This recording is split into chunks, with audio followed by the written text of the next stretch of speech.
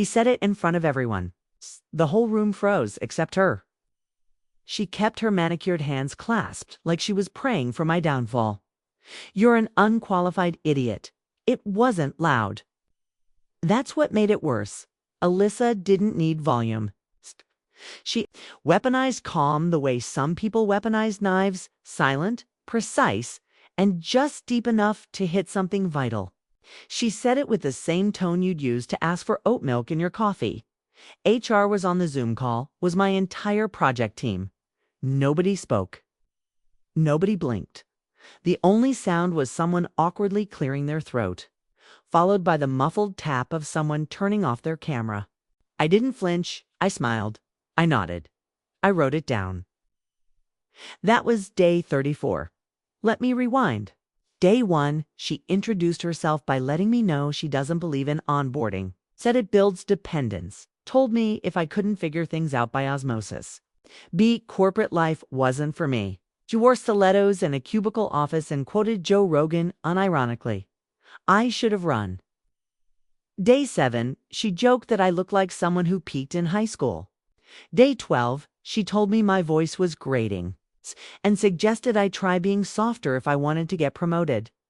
Day 18, she asked if I was one of those girls who cries in their car after meetings. I was, but not for the reason she thought. Every insult, every sideways glance, every Slack message that said, when I didn't reply within 3 minutes, it all went in the file. I had folders within folders.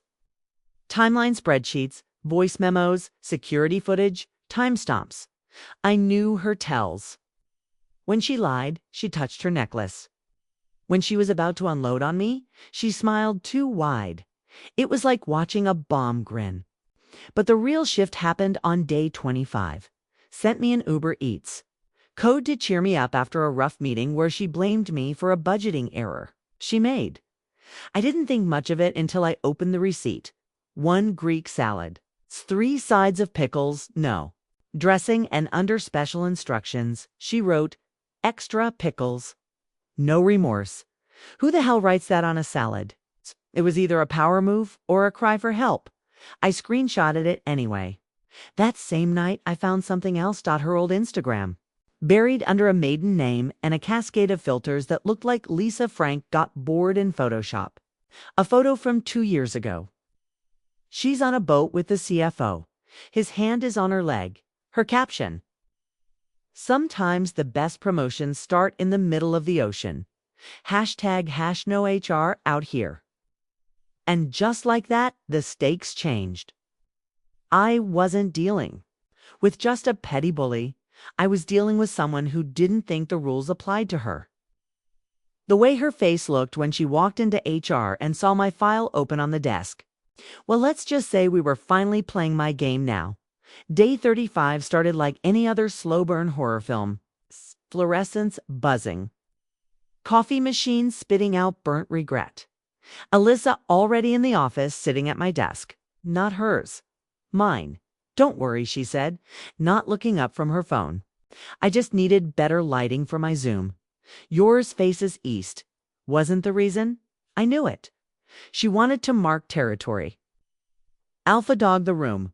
Remind me she could replace me.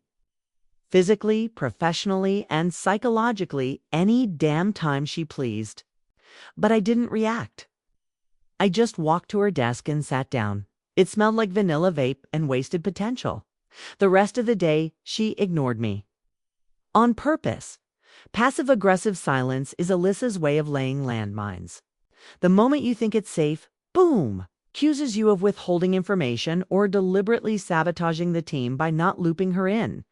And sure enough, 4:12 p.m., boom, she storms into the common area Mikkel, slams a folder on the counter, and says, loud enough for Brenda and finance to hear, because that woman has bionic gossip ears, "Did you choose to leave me off that thread?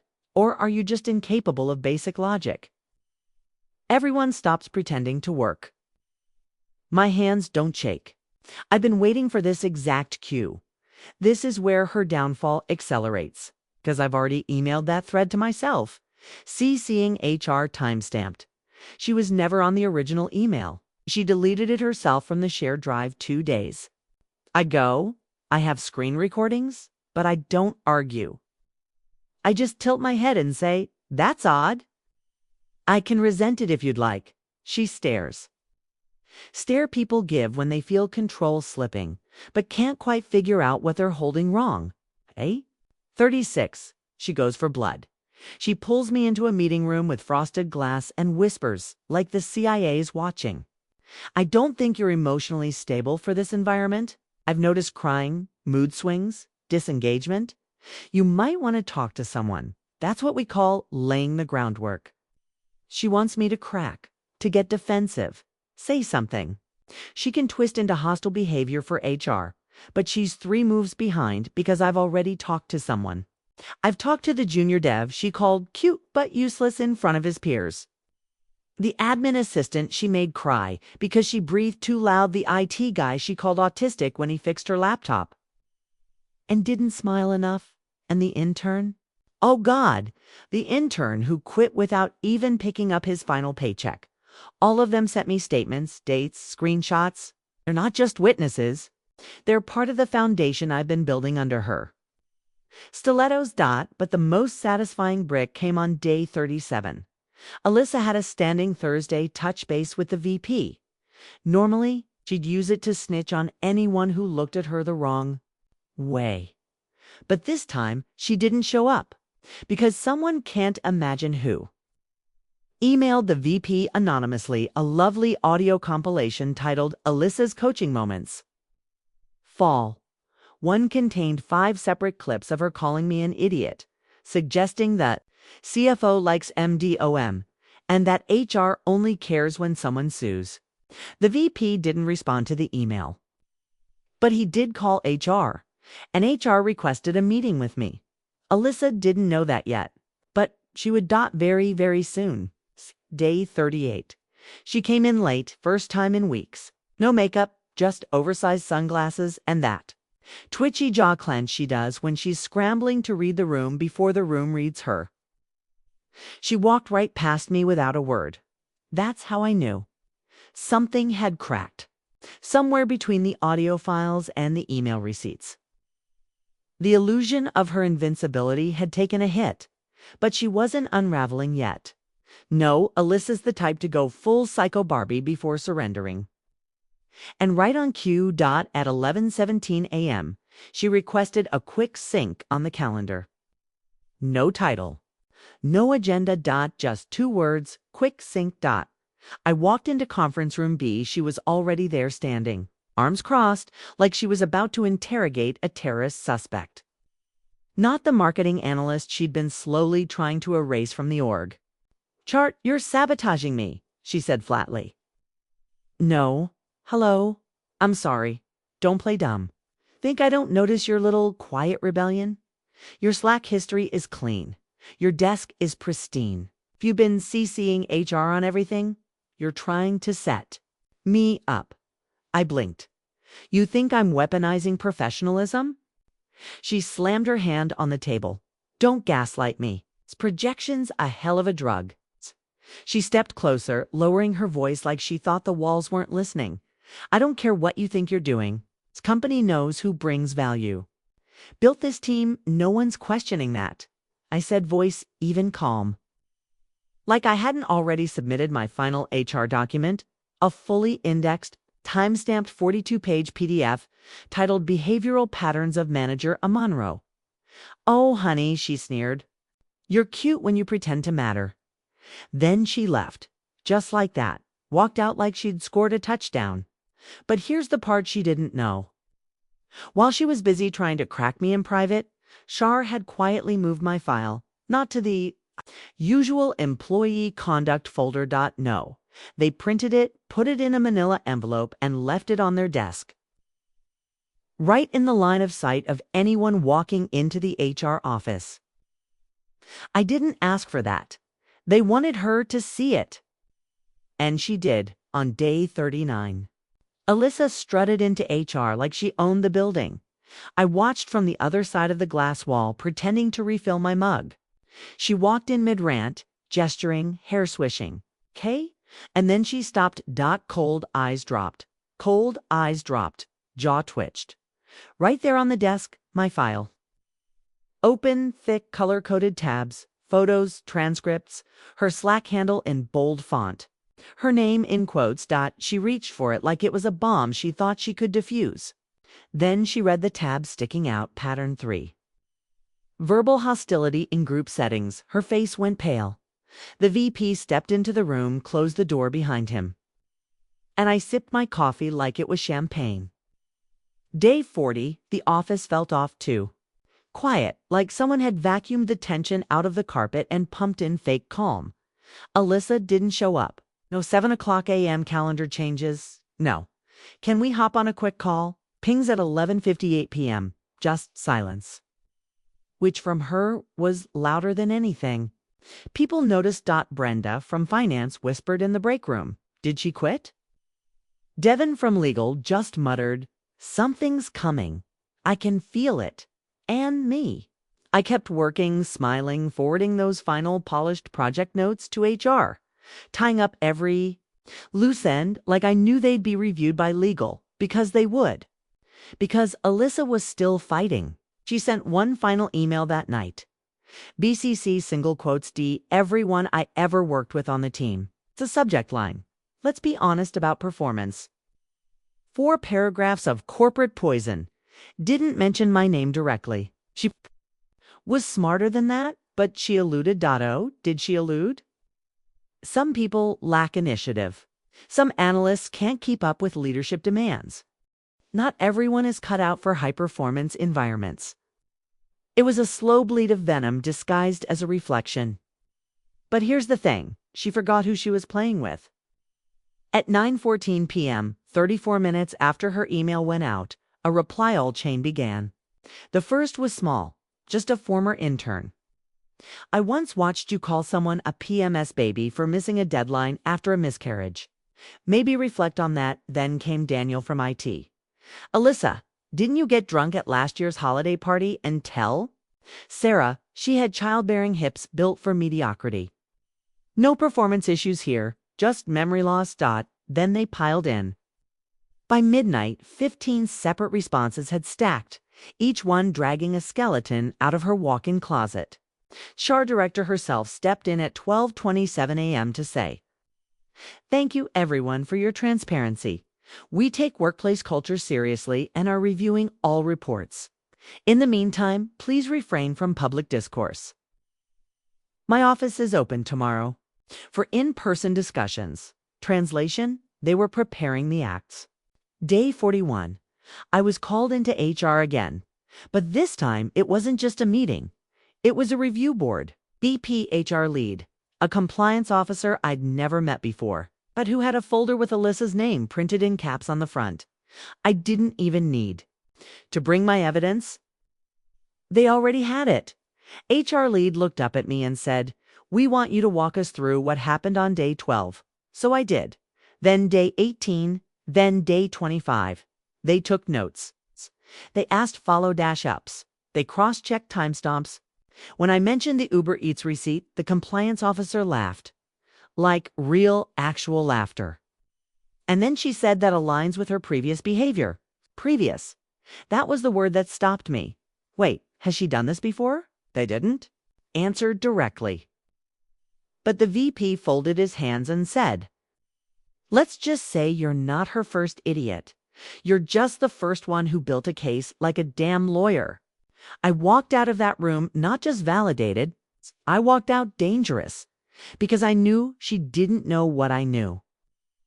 By day 42, she'd learned just how much I'd taken from her. Day 42, she was back, waltzed into the office like nothing had happened. Full war paint, heels, lashes, blazer so stiff it could have stood on its own. She didn't look at anyone, didn't have to. That silence, the one she used to command like a symphony of fear, it was gone. People saw through it now. Saw through her. She walked in expecting a standing ovation, and got head nods so weak they looked like early Parkinson's. And then she saw me. I was at my desk, sipping tea like I hadn't spent the last 6 weeks documenting every psychological paper cut she ever gave me. She froze, eyes narrowed, that predator stare. The one that used to make interns cry, but something was different this time. She looked confused, like the lion finally realized the gazelle had grown fangs. Didn't say a word, just smiled. Click send. On one last document, it wasn't to HR, it was to the board. A little gem called Operational Instability Due to Managerial Misconduct. A report that tied her abuse not just to people, but to numbers. Lost productivity. Team turnover. Delayed deadlines. Anonymous quotes from 2 contractors who refuse to renew until that woman is gone. And graphs. Oh God, the graphs. Everyone listens when you bring data. Especially in an org where PowerPoint has more power than prayer. Minutes later, her Outlook pinged. I watched her open it. Watched her face morph, calm too puzzled to panic. She stood up, turned toward HR like she was about to demand a meeting, and that's when he entered the building. Greg Thomas, Director of Corporate Compliance. Wears the same tan trench coat year-round like a cartoon detective. He never visits our floor. Until today. He didn't even stop at reception, just walked straight to her desk and said, with the calm of a man who had already seen the security footage, "Ms. Monroe, please bring your laptop and follow me." Her lips parted. Nothing came out. People looked up. The room watched. Not a single monitor flickered. Not a single email got typed. Now, Greg added when she didn't move, she stood, slow, mechanical. Took her laptop like it weighed 100 pounds. Walked. Behind him, disappeared into the elevator. The door closed with a silence that sounded like judgment. 2 hours later, an IT guy with a sticky note beard showed up at her desk, started boxing things up. He didn't say much, just asked if we'd seen her personal mouse. Someone pointed to her drawer. He nodded, tossed it in the box with a lava lamp, 3 expired Luna bars, and a mug that said, "I make the rules." It felt sacred, like watching an exorcism in real time. By 4:30 p.m., a new calendar invite went out. Team meeting mandatory. Hosted by HR, subject line, reset and renewal. But the best part? The final Slack message she ever sent. We all saw it. It pinged right before IT disabled her account. To those who supported me, thank you. To those who betrayed me, I know who you are. No punctuation, just rage. She wanted it to land like a threat, read like a eulogy. Day 43. We all expected HR to come in with donuts and damage control. Maybe one of those fake team building exercises where you write affirmations on sticky notes and pretend Karen from accounting didn't just publicly torch her keyboard. Last month, but no. HR walked in like they'd been waiting for this moment. Like they'd been held hostage by Alyssa for years, and the hostage negotiator had finally arrived. First to speak was Angela, head of People Ops in her usual cardigan, and I just ran a marathon. But for policy changes energy. We understand there's been a culture of intimidation, she began, locking eyes with no one but meaning everyone. Effective immediately, we're restructuring management protocols. Anonymous reporting will now be real time, and no one is above accountability. Someone actually clapped. Like single slow clap. Was Devon from Legal Brave Man. Angela continued, but I barely heard it. My phone buzzed, new email from Greg Thomas. Subject, follow-up, private. I clicked it open, read it once, then again. He wanted me to meet him. Not at HR, not even on company property, but off-site neutral ground. Coffee. Shop on 8th and Pine, 7 p.m. sharp. Said he had one final request. That night, I walked in to find him already sitting there. French coat still on. Black coffee untouched. He slid a folder across the table. "I'm not supposed to show you this," he said, voice low. Like we were trading state secrets instead of post-burnout paperwork. But you deserve to see the full picture. Inside Alyssa's file. It's not mine, hers. Pages of prior incidents, 6 internal complaints, 3 exit interviews mentioning her by name, 2 probationary notes. Informal warning from 18 months ago, where she was told any further misconduct would trigger termination proceedings. But somehow she'd survived it all. Until me. Until Operation Peach Pit, and tucked in the back, a letter. Written by Alyssa, addressed to the board, dated yesterday. A pathetic attempt at framing me for a coordinated defamation campaign. She used phrases like targeted harassment, emotional manipulation, and my personal favorite, eponized femininity. Like she was pitching a Lifetime movie where she was the victim. Greg raised an eyebrow. Sound familiar? She tried to pre-accuse me, I said. She knew the noose was tightening, he replied. Tried to flip the narrative before the hammer fell. He leaned forward. We're pursuing legal steps now. You'll be contacted as a formal witness. I stared down at the folder, all that power she had, and in the end, it came down to a paper trail. And her own damn ego. Ever try this on anyone above her? I asked. Greg cracked the smallest smile. Let's just say you're not the first she tried to climb over. And she forgot that ladders go both ways. I left the coffee shop that night with my fifth bites. Like my head high and my name cleared in ink, not whispers. But it wasn't over yet. Because on day 44, Alyssa came back. Not through the front door, through legal.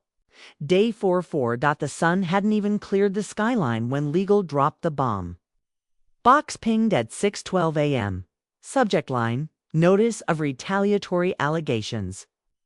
Immediate attention required. Sender, external counsel. Alyssa had lawyered up. Do you ever get an email that makes your hands go numb? I sat there, toothbrush hanging out of my mouth, half-dressed, reading words like wrongful, character assassination, and malicious corporate sabotage. She accused me of weaponizing mental health culture, of staging incidents, colluding with HR too, construct a false narrative for personal gain. She even said I had a vendetta because she gave me a poor performance review. Babe, I was the only one on the team who never got a review because she forgot to schedule it. But she didn't stop there. She named me as the reason she was forced to resign. Spoiler, she didn't resign. She was walked out like an uninvited stripper at a church funeral. Still, legal had to follow protocol.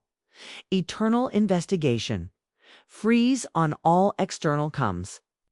I couldn't talk to my team, couldn't touch my inbox history. They even disabled my Slack access for neutrality. I was cut off from the very fortress I built. And yet, I wasn't scared. Not anymore. 'Cause she just made her final mistake. Going loud in a room where everything was recorded. Day 45. They called it an adjudication panel. Was 3 people in a glass room with laptops and faces like unpaid grief counselors. I sat across from them while Greg slid a printed packet across the table. Evidence dossier. Not mine. Hers, page 1. Screenshot of her Slack message about firing slow thinkers by attrition. Page 2. Audio recording of her mocking the intern's stutter during a Zoom call. Page 4. A time-stamped screen grab of the extra pickles. No remorse Uber Eats receipt. Till iconic. But then, page 12. That's where things went nuclear. It was a photograph. A printed-out Instagram story. Buried deep in her private burner account, it was a photo from 3 months ago. Taken inside a closed-door strategy meeting. She wasn't supposed to have her phone. She wasn't supposed to be taking pictures of whiteboards filled with client data. When the CEO talks like he's the only man in the room. Hash dumb money hash. He stutters to the man she was mocking, the founder. It was over. Even the panelists sat back like they'd just witnessed a public execution in HD. Greg didn't even say anything. Slowly turned to me and asked, "Would you like to respond to her claims?" I leaned forward, tapped the file. Everything you need is in there, but for the record, standing up to a tyrant counts as character assassination. Maybe the character deserved to die, he chuckled. Even the panelist with the mustache cracked a smirk. Day 46. They cleared me. Completely. No further review. No marks, no pending, No HR babysitter to monitor team dynamics.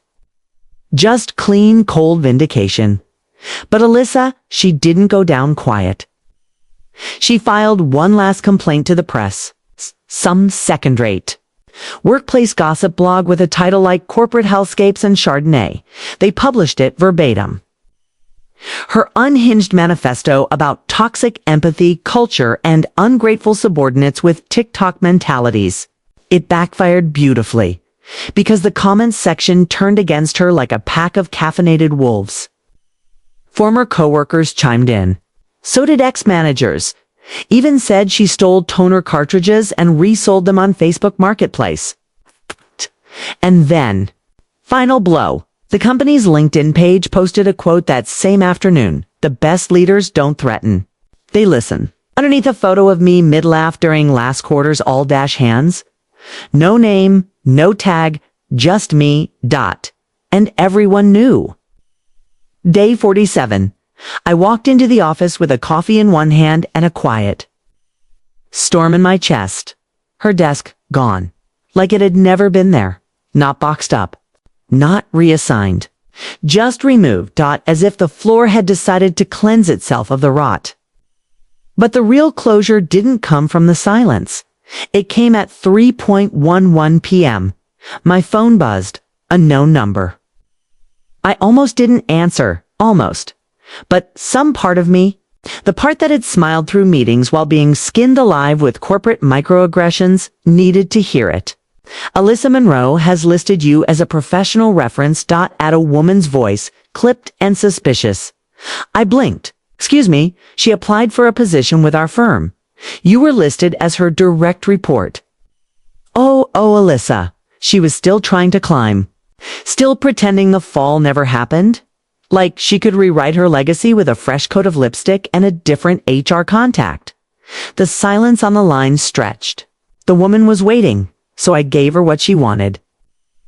Alyssa is memorable. She has a very distinct approach to leadership. Pause in what way? She believes in motivation through intimidation. Builds morale by removing it. Delegates accountability and hoards credit. But she's very consistent. The woman coughed. Hear her typing. Would you rehire her? I laughed, quiet, honest, sharp. Only if I'm running a revenge-themed escape room. She chuckled, noted, click, day 50. I got a promotion.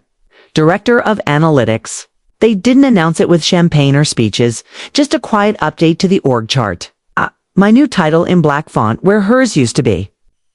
I kept my same desk, same chair, same mug with the chipped rim. 'Cause I didn't need to take her throne.